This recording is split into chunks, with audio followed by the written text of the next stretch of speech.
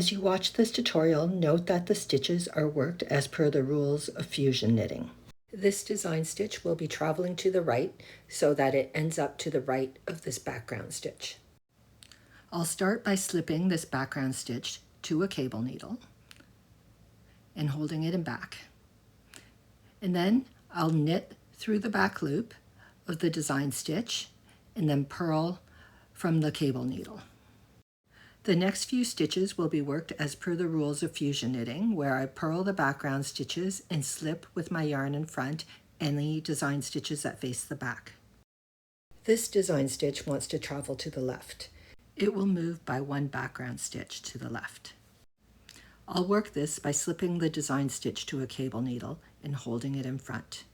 I purl the background stitch, and from the cable needle, I'll knit the design stitch through the back loop.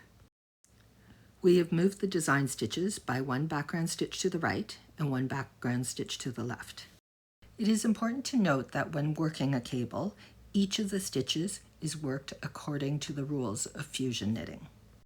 I'll show you how to work these traveling stitches without the use of a cable needle. This design stitch will be moving to the right. I'll insert my right needle into that design stitch, and then I'll pinch my work and pull out my left needle.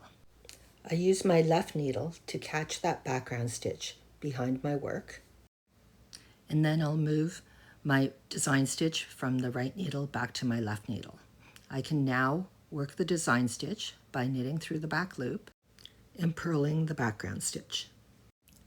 This design stitch will be moving to the left of this background stitch. I do that without a cable needle by inserting my right needle into the second stitch on the left needle. That's a background stitch. I pinch my work and I pull my left needle out and reinsert it into that design stitch in the front.